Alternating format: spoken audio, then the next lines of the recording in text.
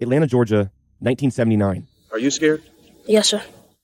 One by one, kids are going missing, with no explanation. A black 15-year-old male who lived in the same area where 3 other children had disappeared. There was a real-life monster on the loose. The city of Atlanta demanded answers. Inner city kids get killed. Unfortunately, nobody cares. By 1981, the FBI was involved in one of the largest manhunts in U.S. history, and eventually, they put one man behind bars.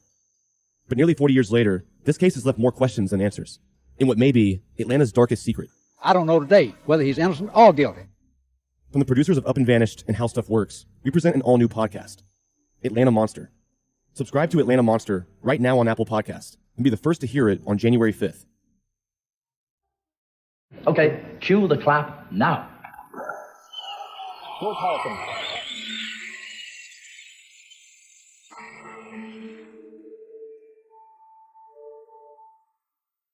Isn't it a pity? Isn't it a shame? How we break each other's heart and cause each other pain.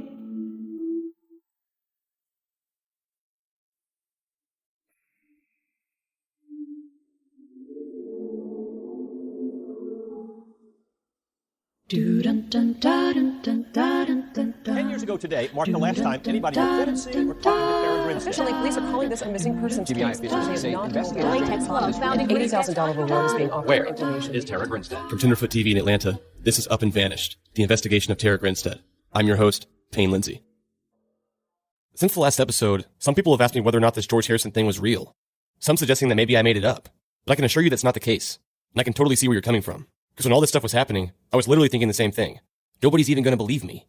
This whole George Harrison thing was a real eye-opener in the beginning of what I was getting myself into. This idea that somebody associated with the case knew me, but I didn't know them, was a creepy feeling. And for a while, it's all I was thinking about in this case. I found a way that you can search for the IP address next time that you're chatting with them. Yeah, I saw that, but I have to keep it on there. That's the only thing. Maybe if I don't type and I just paste it in there, he won't see that typing, and I can get something sent to him. But see, he don't stay on long enough. I even called my mom to get her thoughts on it. And he keeps deactivating his Facebook, like completely, not just blocking people, like deactivating it. And after you told me about it, and after, that night you told, that's the way I was feeling. To me, it must make more sense for maybe somebody who knows something, or that would be somebody who's paranoid. The thing is that I've only talked to so many people, so I can, narrow it back to, there's only so many people I've talked to. Yeah. It seems like someone who's been trying to find out information. Yeah, exactly. Yeah, you're not just someone who's been watching. Lock your doors when you leave, Be careful. Yeah, I am. There's crazy people out there. Not only was this situation crazy, but with no podcast out at all, and the fact that I was spending all my time dealing with this and talking about it, it was making me sound crazy. Here's a conversation with my wife and my little brother, right after it all started. That person is still messaging people. Still messaging the investigator, talking about Payne's against all this. Still deleting his account? Yes, he keeps deactivating his account, which makes it disappear. And when he does that, it makes his comments disappear too whenever he posted them. Then he reactivates it, I guess, to check his messages to see if Godwin's messaged him or somebody else.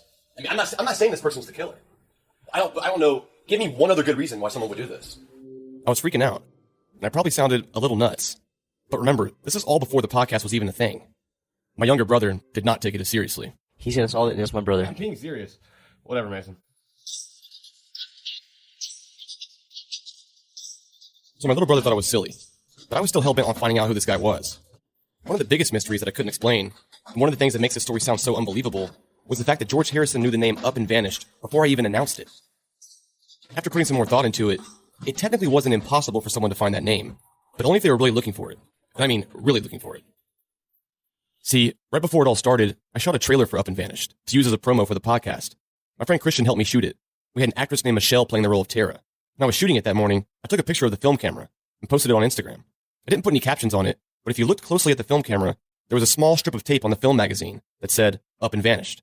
I sent some still shots of the shoot to the actress, and she asked if she could post them on Facebook, so I said sure. But when she did, she typed my name, Tara Grinstead's name, and the name Up and Vanished in the post. So if somebody typed in the name Tara Grinstead on Facebook and clicked search, this would pop up in the most recent post.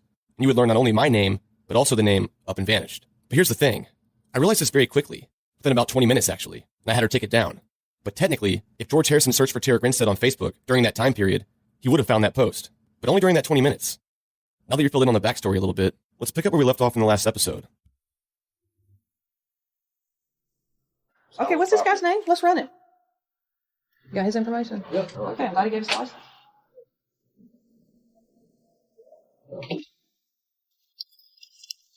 There's our guy. Who the hell is that? Jose. For legal and safety reasons, I have chosen to censor his last name. He's a real person, and it's a very complicated situation. Who is this guy? Did we ever verify if he was really Tara's student? No. He claimed that he knew her, and he was either in the 7th or 8th grade. He just came here. She helped him with English. English. Yes. It seemed genuine. What was his demeanor when he It was seemed like he was being truthful then, but what wasn't truthful is he just fell off the face of the earth. I tried calling his number. It didn't work. I didn't even get him until I called, I think, his mother. And I said, what is going on? What was his motive in coming here in the first place? He wanted to hire us to investigate the case. And he had already done a lot of investigation himself and gotten in trouble. Doing what? Interviewing people, talking to people. I mean, I don't know if... I didn't get a feeling then that he was interjecting himself. It seems very suspicious, because I always look at the motive. If he was genuine and he cared, he's going to be jumping all over it. Me calling, and what are we doing, and did you find anything? That's what somebody, I guess, genuinely cares. But now he's radio silent. Mm-hmm. Been radio silent for a while. A long while. But, he disconnected his phone. There are other PIs down there, but he wanted to get far away from Priscilla because of who he thought was the person that did it. Well, he had been calling people and going to see people and acting almost like a PI himself, and I told him you have to stop that. You can't keep doing that. So now I had George Harrison's real name, Jose. Well, at least I thought so. So far, I was basing this determination mainly off of my gut feeling, and that his typing matched up perfectly, and his online behavior, from what I could tell, resembled that of this Jose guy in real life. But I needed something more concrete than that. Undeniable proof that this guy was George Harrison. A few weeks went by, and George Harrison's account remained inactive. He was no longer online. He pretty much fell off the face of the earth. When his Facebook was deactivated, and you looked at his messages, his profile picture would be blank, and say something like Facebook user. But one day, all of a sudden, Maurice was looking at the messages, and the profile picture was back, and so was the name. Except for this time, the profile picture was of a woman, and the name was no longer George Harrison. It was Julie. Basically, George Harrison reactivated the Facebook profile, then changed his name and his picture on the account to a person named Julie. But here's where things got interesting. His new Facebook profile was based off of a real person, a lady who in real life was friends with Tara's sister. When you search Julie's name on Facebook, both accounts would pop up. So Maurice took it upon himself to message the real Julie, informing her of the fake Facebook profile. He told her the whole story about George Harrison. Then he asked her, "Have you ever met a person named Jose?" The real Julie responded and said, "Yes, I met him once. He came to the town I live in. I thought he had done something to my account." What? This person said she met Jose one time. How in the world did that happen? Either way, it didn't matter, because now Maurice and I had proof that without a doubt, Jose was 100% George Harrison. There's no doubt about it that he was Harrison, because her profile picture was a different profile picture than the one that he was using, but it was still her. I sent her a message, I sent you the chat. There's no doubt about it, it was him. Yep, it was him. Remember that copy of his driver's license? I sent it to Maurice. I reported it when you gave me that driver's license, and they went to his house. I mean, he never let me know what happened or anything like that. I guess they just did it to eliminate him, but I'm sure they questioned it. I had told the guy head of Terra thing about him a number of different times. But see, I didn't have anything to go on, and when I got that driver's license, I had something to go on. After that, things slowed down with George Harrison. His accounts went away again. At this point, the podcast was out, and I shifted my focus on other people. Maurice sent his info to the GBI, so if they felt the need to investigate him, they could. At the time, I felt like I had bigger fish to fry, so I just sort of moved on. But throughout the course of my investigation, it was always in the back of my head. Who was this Jose guy? What was his motive? Was he just a troll playing a joke on me? Or did he have credible information? Since the last episode, I went back to those same private investigators I met with 6 months ago to see if we could make contact with him and put this thing to rest once and for all. All this happened just a few days ago. Since I was here last, I spoke with Maurice, the PI in North Carolina again, because he was the one receiving the messages from George Harrison, the fake Facebook account. You know, they were about me, but they were to him. So I shared with him the details of Jose, who came in here. You know, he was pretty stressed out about it at the time, and he felt like he had to get this off of his shoulders. If this had to do something with the case, he had to do something about it and get it off his shoulders. So he, on his own account, sent this ID right here to the GBI. Do we have a new number on him? Let's just call him and see what he's doing. Well, I think we should call him. Does he know your number? Yeah. He knows your number. Yeah, because I've been trying to text him. Remember? We were trying to text him back and forth. Okay. And I want, since he somewhat trusted us. Let's try it. Let's you want me to use my phone? What do we want to, if he answers, what do we want to ask? Just say, what are you doing? Why have you been doing this? Yeah. Why are you doing this? Why are you poking around? Why are you doing this? Why are you obstructing? He's absolutely obstructing. Right. To Verizon Wireless, the number you dialed has been changed, disconnected, or is no longer... No surprise. Of course his number didn't work, so we searched some more and found one more number on him. Maybe this was it. Hello. Hey. Hey. I'm trying to reach Jose. Pardon? I'm trying to reach Jose. You must have the wrong number. Okay, how long have you had this number? Probably about 3 years. 3 years, okay. All right, I apologize. That's fine. Thank you. Again, no surprise, but right before we left, this happened. So, Okay, got Jose's mom. Jose's mom? Hey, how are you? Hello? Hey, we're trying to find Jose. Yes, hello. Bueno, ¿habla español? Bueno. ¿Habla español? A little bit, but we're looking for Jose. Gotta be kidding me. Oh, no te quiero. What is it, Banks? Yes, he knows me. So would you have him call me? I don't know. You have one phone number? Yeah. One phone number? Do you have his number? Oh my goodness. Well, that's his mama. So he was still a ghost, but I was over it. Then 2 hours later after I left the office, the PI called me back. I just heard from Jose. Okay, not only was he interrogated by them, the GBI, he was swabbed. Okay, not only was he swabbed, Jose was told they harassed him, they said all kinds of things to him, and this was 6 months ago. So, my concern is you have to be really careful when you're being accusatory on this podcast. I never accused him of anything. All I did was read the messages. I understand. I agree with that. You were right about that. You were right. He put his own self up on the radar. I agree. Jose's probably lying about a lot of things, too. I'm like, Jose, you've been missing. What's the problem? Well, I deal with the GBI. I'm like, what do you mean you're dealing with the GBI? GBI came by, interrogated me, did this, what's going on? I said, I don't know. I don't mind going to Jose and say, Jose, what is up? Okay, what are you doing? What is the connection you have? Everybody thinks you have something to do with this. If you tell me everything, tell me every step. You don't tell me. He's my client. And you have to be really, really careful about what you put on this podcast. I would rather him tell me everything if he could, or tell him to come to my office so you can interview him. I want to calm him down. I want to beg him to come to my office, and I want to see what's going on with him. I want to ask him every single question that you want to ask him, and then I want to tell him it's about time for you to meet Penny. The complicated thing about this was that Jose came to them first, about a year ago. So in their eyes, he's still their client. I felt like I had done my part. And unless he had something else to say, there was no need for me to meet him. She called me back the next day. Jose, I just showed up at his work. GBI showed up at his work, I guess, about 6 months ago. I guess interrogated him and swabbed him. He did admit to the fake profiles, just like you said, everybody else put fake profiles together. So there it was. Final confirmation. Jose admitted that it was him. I wanted to make sure that I found the right person before I even said, his first name. So I was, in fact, being truthful. And I had a gut feeling, but I wanted to see it all the way through. And that's why I met with you guys again to see if we could make contact and affirm that that was the case. I was just trying to get to the bottom of who was sending those messages, and it looks like I have. I have no evidence that says that he was actually a student of hers. I think he's just somebody who has become obsessed with this case for whatever reason. Maybe not in a malicious way, but in a way that's not helpful. He's probably not a suspect here. He's just some guy who got himself in a mess that happened to involve me. So after doing some serious digging with Maurice, we found nothing supporting that Jose was a student of Tara's. He would have been 15 at the time of Tara's disappearance. Tara taught 11th grade history, so he wasn't old enough to be in her class if he in fact went to school there, which we also have no evidence of. The GBI has his DNA, and he's not in jail. That has to say something. It was still weird to me, but after all that, I had no desire to meet him. Not too long ago, I got a call from a man named Robert Preston. He ran a local newspaper near Osceola at the time of Tara's disappearance. He wanted to share with me some of the things he learned, as it all unfolded back then. I was the editor of the Douglas Daily News at the time. We hadn't been in business very long, maybe 6 or 7 months or so. And it was a neat experiment for our community. We never had a daily paper, and we were 5 days a week. So we obviously had to find a lot of news in a hurry to put out 5 newspapers a week. And I remember when we heard that Tara had disappeared, none of us knew Tara.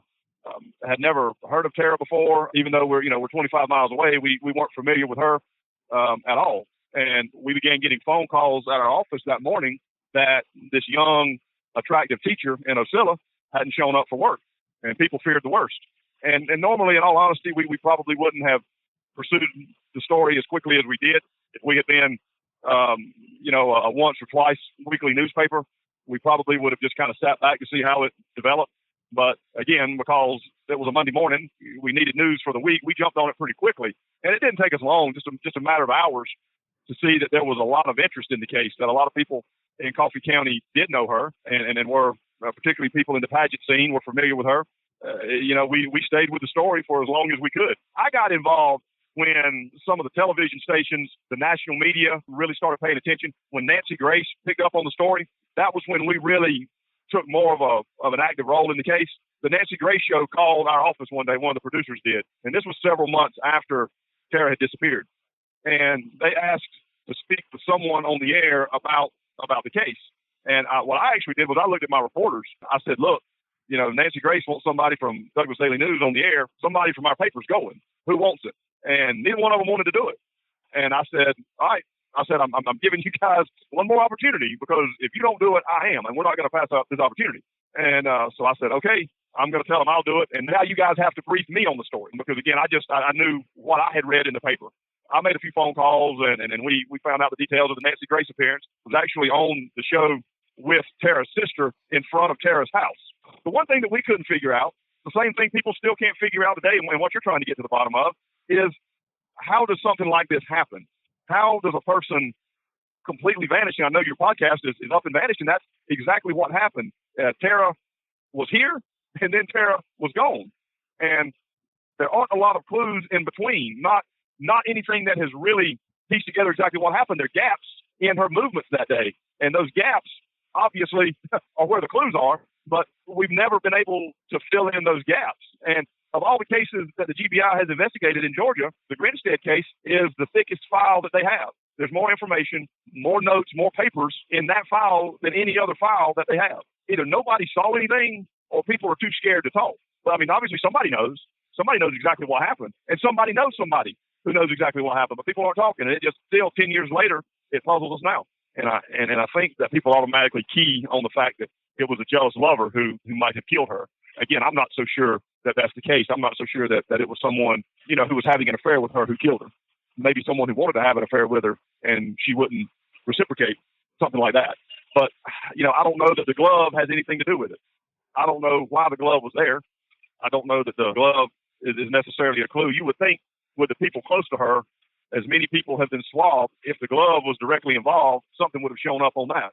It would be interesting to find the person whose DNA is in that glove and find out what information they have. But I say it seems unlikely. A lot of times breaks in these cases come from the most unlikely of sources and unlikely of places.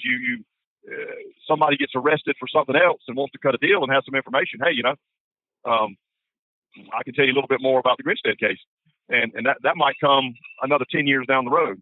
But the glove, what everybody has keyed on is the glove and the black truck. And I remember on the Nancy Grace Show being asked about the black truck, what significance that may or may not have had. Obviously it's suspicious that someone's coming by in a vehicle like that, or just in a vehicle period along that same time. At the same time, with as many relationships as Tara reportedly had, knowing how people are in our area, it wouldn't be that unusual for somebody to ride by our house looking for her. He told me an interesting story about a Nancy Grace interview that was held in Ocilla. He was in the room when it all happened.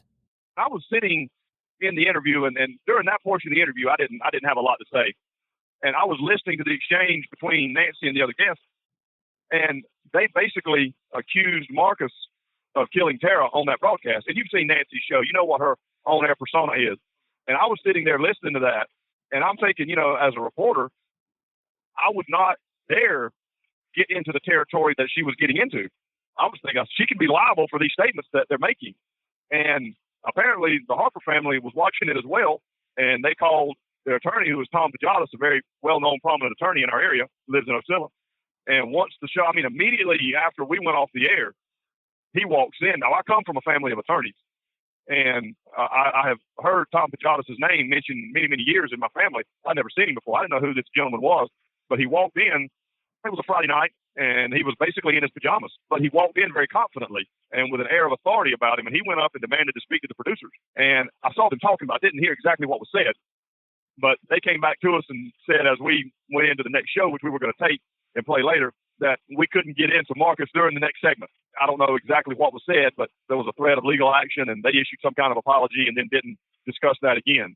The Harper family took very swift action that night. And to my knowledge, Nancy never took that same tone about Marcus on her show again. The spotlight always seems to come back to Marcus Harper. But I think that you stated this on the podcast, that nobody has been vetted to the degree that he has. And thus far, nothing has been linked to him. Everything, at least on the surface, seems to point back to him. His military training, the strained nature of their relationship. There was obviously some jealousy issues going on. Tara was evidently seeing more than one person.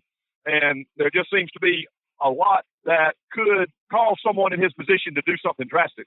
But he's been vetted up and down, top to bottom, front to back, and everything seems to check out. I wonder if while the investigation focused on him and while officers and agencies worked their way through that vetting process with him, if that didn't give someone who was, if not equally close, time to cover their tracks. The spotlight was definitely immediately on him from day one. And I think the focus on Marcus Harper gave he or she the opportunity that they needed to make sure that they covered their tracks. He's been vetted more than anyone else has, and things have been pretty consistent with him. At some point, if you're lying, you're going to slip up and give something away. You know, you have to keep telling lie after lie after lie to cover everything up. Either he didn't do it, or he is a very good and very consistent liar.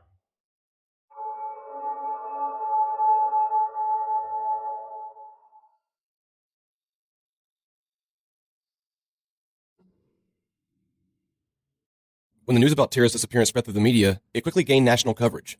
One of the most consistent reporters on the case in those early stages was Nancy Grace.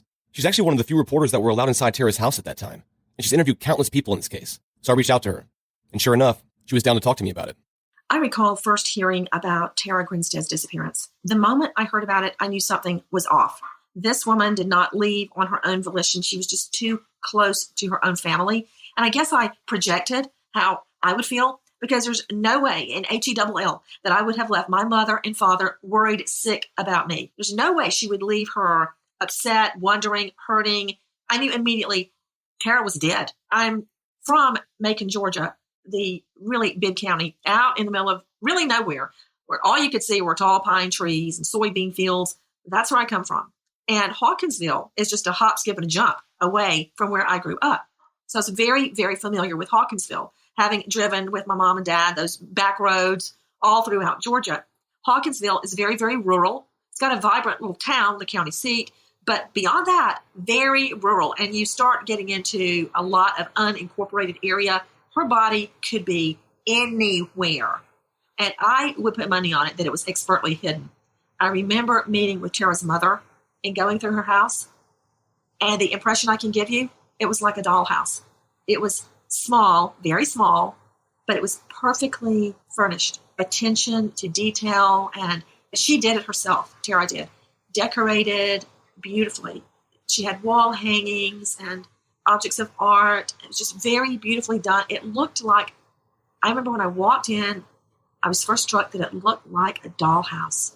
I mean, it clearly reflected who she was, to me anyway. Well, we both know there's like very little evidence in this case, besides the latex glove, but the condition of the house inside, did it present to you that there could have been a struggle there, or do you remember? It was in tip-top shape, and I didn't see any signs of a struggle. But of course, if a man had kidnapped her, especially a man that she knew, there may not have been struggle. There may not have been a struggle. She may have opened the door. She may have stepped outside.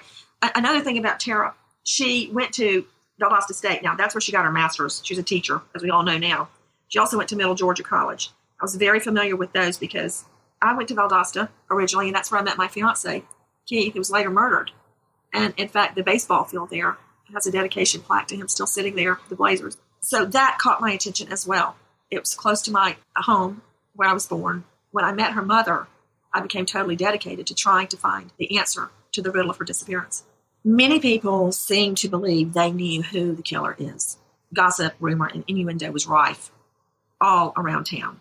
Now, everybody didn't agree. Now we know there's only one killer. They can't all be right. But I do agree with them, especially to the extent that I believe, I'll go out on a limb, I know her killer knew her well. Where she lived at the time, it's not on a busy thoroughfare. It's not, say, you're walking in the streets of Manhattan or the Bronx or Hong Kong and you're surrounded by millions of people. Anybody could snatch you. Not so where Tara went missing. It's somebody that she knew, a local that was in her life. That's what happened. She wasn't the victim of a hit and run and they hid the body. It wasn't an accident. She was targeted and murdered. Now, that's the easy part. The hard part is proving which person that knew her wanted to murder her. I think that whoever murdered Tara and hid her body, disposed of her body, knew very well what they were doing. I hate to say a criminal is smart, because if you're that smart, you're not going to be a criminal. But whoever murdered Tara knew what to do and what not to do. I would be willing to bet her body is totally decomposed by now. Or possibly even, and I hate to say this because I don't want to hurt her mother's feelings, but possibly even dismembered and strewn in different parts. One of the main issues with this case, especially if you're me trying to dig back into it, in Georgia, the Georgia Open Records Law basically locks up those case files. So the GBI has this huge case file, which has now grown to the largest case file in the history of Georgia. How do you feel about that? Do you feel that they should limit access like that? Or should people like you and me who want to solve this have access to that? I think that we have closed investigative files for a reason. However, once a case goes cold and police aren't getting answers, I really don't see why the entire case file is kept secret. Now, certain things, for instance, if they had a person of interest and they investigated it and they eliminated that person as a suspect, that would be in the file. And you don't want that released because that person is innocent and they would be forever smeared by that association to a murder. So I get why some things are kept secure and secret, but for the bulk of the investigative material, I think it should be released. You think there's a case to be made here for at least some of the records to be made available to the public? Absolutely. Because we're not getting any more forensic evidence. That's over. That was possibly over the night they realized she was missing. It may have already been hidden or disposed of. But what we have now is putting together a puzzle because there's no more physical evidence to be had. And that puzzle would be bolstered by the timeline and potential motives. Then you start with the timeline, ruling out anybody that's got an alibi, and I mean an airtight alibi. I don't mean I was at home reading a book by myself alibi. I mean you've got a witness or a phone call or a cell phone triangulation to place you at a certain spot. Bam. If you don't have that, you're in the pot of suspects as far as I'm concerned. How do you feel about the latex glove found in Tara's yard? Based on what I saw in her home, she would not have had any piece of trash in her yard. Her car was immaculate. Her home was immaculate. She was always very put together. And I don't think she would have had anything in her yard. If she had seen that the day before, the night before, she would have picked it up and thrown it in the trash, which leads me to believe it was not there the day before, which clearly connects it to the time of her disappearance. Why do you think it doesn't match anybody's DNA? The same reason that John Bonet's underwear doesn't necessarily match anybody's DNA. You know, in the John Bonet Ramsey case, detectives reportedly went out and bought underwear, girls' underwear, or somebody's underwear at a store and tested it immediately, and it had DNA on it from, I guess, the factory where it was manufactured. So that somebody else's DNA on that really does not impress me now that I know that. I think the gloves should be retested with all of the developments in DNA testing, specifically the Y-filer DNA technique, which they are reportedly using to retest pieces of John Bonet Ramsey evidence. It's a whole new thing. There's a lot of new developments since Tara went missing. And I think all the evidence should be retested. I mean, that's a start. There was something about the inside of her house, too. I never really discussed it because I didn't have any evidence to base it on. It's like bringing a psychic into a courtroom, and it's just a hunch, really. Something seemed amiss. There was something hanging in the air that was just wrong. She was super busy, and she had a little bit of, let me just say, a complicated love life. So whenever you have a single, beautiful woman who has dated several people, focus really goes on her love life. And there's a reason for that. I know it seems unfair, and in some ways it is. But statistically, that is where homicides are born. You look first at the lover, the husband, the ex, and then you move out from there to friends, relatives, family. You move out from there to the grocery boy, to the clerk, to the gas station, to the delivery guy, the mailman, the FedEx, the yard man. Then you move out from there until you finally get to a stranger attack, not connected, which in my mind are the hardest cases to solve, a random attack. Usually killers are caught because of their relationship to the victim, overwhelmingly. And I think that this case is not unusual in that aspect. I think that the killer is close to home. Her cell phone was inside on the charger, but her purse and her keys were missing. Do you think that Tara left her house willingly that night? That makes me think she may have gone willingly, although I don't believe it was like her not to take her cell phone. And that makes me think she left suddenly without the intent to leave. Your podcast has been a real inspiration for me. It really has. Although it has brought back the whole Tara Grinstead murder. People say missing. She was murdered. She's dead. She met a horrible, brutal ending, and her family still grieves.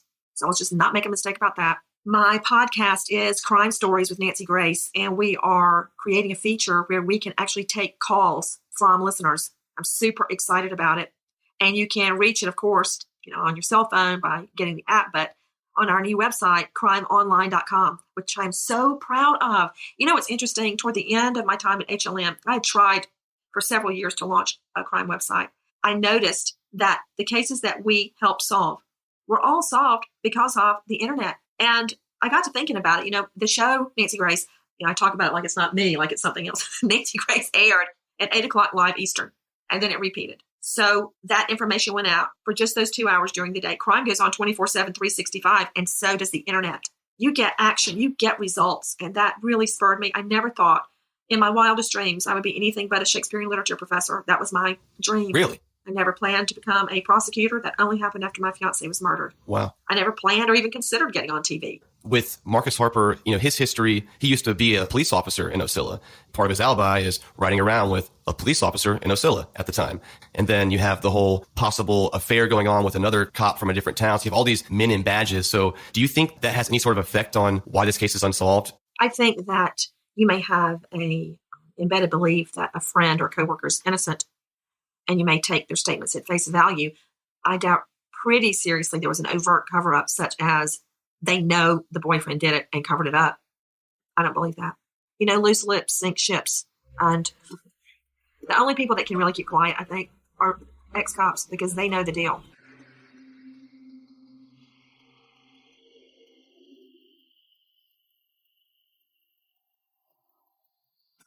I met with Maurice again in person.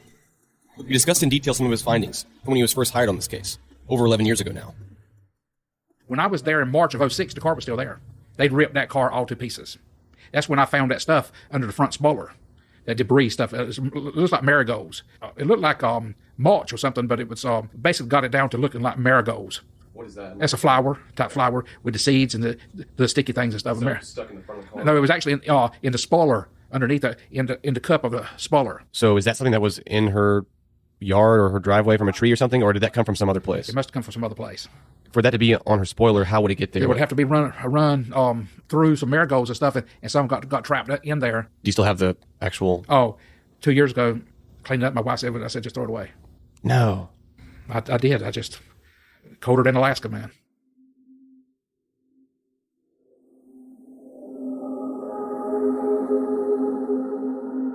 The problem is that you got two people, some with law enforcement experience, one, and the other one is a detective. So you're dealing with people who know crime scenes, or at least know law enforcement procedures, right? See, really, there's no crime scene here. There's no body and there's no crime scene. So, and that makes it a double whammy here in trying to solve this case. She was not abducted from her home now. I do not believe that at all. It's a bad situation because a lot of people got their fingers pointing at them and suspicious and all that. And that's bad because these people got lives. You've heard that statement, right? There's no such thing as a perfect crime without some errors made by law enforcement. I think it was a crime in the heat of the moment, but planned afterwards. Something brought up recently by one of our listeners was that Jim Hickey, the guy who received the text message from Tara saying, "I'm cold," was wrong about the time of the football game in his interview. Maurice commented on this. Well, he was wrong about the football game. He was actually in Athens, and the Georgia football game was actually during the daytime. It started at 12, probably noon, probably over at 4. Tara was at the barbecue at 8 o'clock when she sent the text to Hickey. If she sent the text to Hickey at 8 o'clock or after 8 o'clock at night, there's no way he could have been at the ball game and got it. You couldn't have got a text message from Tara when you were at the Georgia game saying it's cold. And it was encouraged by Troy Davis to send that message because she wasn't at the Davis house until after 8 o'clock p.m. and you were long gone from the Georgia game. An interesting point for sure, but in his defense, it's been over 11 years since that happened. I reached back out to Jim Hickey about this. He didn't have time for another interview on the podcast right now. He told me on Facebook that he probably just had his times mixed up. The football game was at noon that day and would have been over by 4 p.m. He said they usually stayed up in the box for a little while after the game, and so it could have been nighttime when he got the message. He seemed sincere when he talked to me. While I was with Maurice, I asked him a very important question. Who was the last person to see Tara alive that you know about? Troy Davis. Usually in law enforcement, you look at the people who first found them, who brought attention to something or found a body or whatever, and the last person to see him alive. But the last person to see her alive that I know of was Troy Davis. To refresh your memory, Troy Davis had the barbecue that night, and from what we know, he was the last person to see Tara alive. Troy was also friends with Jim Hickey. He encouraged her to send that text message that said, "I'm cold." Troy walked Tara to her car when she left the barbecue, and that was the last time she was ever seen. This was very important information, and somebody that I needed to talk to. I reached out to him on Facebook. We eventually agreed to meet up at a local bar in South Georgia for an interview. It was pretty loud in there, but I did my best to clean up the audio. Jim Hickey and I went to Georgia together. Now, we didn't know each other then, but he played for Georgia. And so I watched him play, but so we were there at the same time. Yeah. So I knew him. I mean, I knew him from a football standpoint, but I didn't know him personally until later. Yeah. I talked to Jim Hickey a while ago, and he said that that night he received a text from Tara, and it said, "I'm cold." What do you remember about that whole thing? Or do you remember that? I remember sending one to him. Yeah. You know, I remember sending him one because it was cold. Yeah. Of course, I probably pushed her a little bit, gouged her about, well, there's somebody that, right. Old Jim, he'd be perfect, Yeah. So, because I had introduced them one time, and when we were at a conference at St. Simon's, she actually stayed with us, and I had like a 4-bedroom condo kind of thing at this conference, so she stayed with us and went out with him, and, so yeah, I probably pushed that one a little bit, I thought it'd been all right. Were you talking to Jim that night too? No, not that I recall. I mean, I don't recall talking. Okay, so you kind of just knew that she was texting him. Well, she's sitting right here. Yeah, and you kind of tell him this kind of thing. She's telling me. Okay. That's one thing you'll never catch me do. Your phone rings, you won't say, "Well, who was that thing?" I mean, I don't do that. I asked him more about the barbecue, when Tara arrived that night, and what happened while she was there. Most everybody had wrapped up the eating part of it. The game actually was Auburn versus, and I could have told you this now years ago, but it was Auburn somebody that night. And we had a deck with a television. We just, back then, we rolled on and off the deck. Yep. And everybody else had finished eating, but they were inside finishing, whatever, dessert, next cocktail, whatever they were doing in there. Of course, I was out there running the fire pit on the deck, and TV for the next get it ready, and Tara came up, and she rarely ate pork, just because the beauty pageant thing, the training. I mean, she just her nutrition was huge, and so she rarely ate pork. Well, that night we grilled pork chops and I grilled steak. I knew that she probably would be coming by, and so we just had a little bit of both. And when she came in, and she made her plate. I said, "Go on and make your plate." My daughter and I are out on the deck at that point by ourselves. I said, "You go on in there and make your plate. You eat in there, come out here." Wherever she came out, my daughter's sitting here, and she sat down here, and I'm sitting here. I can see the television, and she had pork chops. And I said, "Tara, you don't eat pork chops, dear." I said, "I made steak for you." "I know, but I just want to do something different." I said, "Okay. I mean, eat what you want. Right. Yourself." You could be overanalyzing it, but Tara did something out of character that night by eating pork when she never ate pork, at least according to Troy. Wasn't sure what it meant, but it was interesting. What time did she get there, do you think? Oh, Lord have mercy. Let's see. It was an ESPN night game, so it had to be 8 o'clock, 7:30, 8 o'clock. Had the game started yet? It had, I think it had started. Yeah. But it was right early. Yeah. Early. So it had to be 8 o'clock. And she stayed till the local news had came on, WALB's local news, because at the end of that game, she helped us get the TV in. And so she hung out for a little while. I always walk people to the door. Always. It's just something I do. And so, and back then on the deck, I walk people out. I walked out on the deck. So there was a false wall that goes down the stairs. The deck's over here. And then you take a ride under an open carport. Her car's parked right there. So I just walk down on the deck because I can look down at her and she, make sure she gets in the car, and I said, now next weekend is Georgia Florida game. So, we'll be doing Georgia Florida game. Yeah. And so you come on, next weekend, come on down. And, well, you know what? Come to think of it, I don't think the Sweet Potato Festival was that weekend. I think it was the next weekend, or was it? No, that was it? Yeah, it was that Saturday. Okay, well, Georgia Florida game was the next weekend. Georgia Florida's huge. Yeah. And, as long as I'm living and I can breathe, Georgia Florida's huge. I'm going to have a crowd. Yeah, oh yeah. I said, you come on over to the Georgia Florida game next weekend. Oh, I'll be here, she said. I said, okay. So she backs out, turns right to go home, drives the 2 or 3 blocks, it's city blocks from the house. And that's it. I mean, just last time I saw her. It's pretty crazy. Last time I saw her. So what time do you think that was that she left? 11:15. Yeah. She didn't live far either, right? No. Did she say where she was going? She said she was going home? Or? Yeah, she said she was going home. Said she's going home. Put on her pajamas and watch the pageant video. What she said. Remember that infamous pageant tape? This is where it came from. But also remember, they never found that pageant tape. So they never found that pageant video, which is one thing. That was kind of odd. Really? Mm-hmm. I didn't know. I don't know. She may have meant the practice tape before the night before. Like I said, she may have just been saying, this is what I'm going to go do. Right. I asked Troy about Tara's behavior at the party, and if anything she did stood out to him. He did say that there was one thing he found very odd. Tara was getting a lot of phone calls that night, and one call in particular really stuck out to him over the years. I'm sitting here, she's sitting here, my daughter's sitting here. Yeah. You know, I love a good cocktail.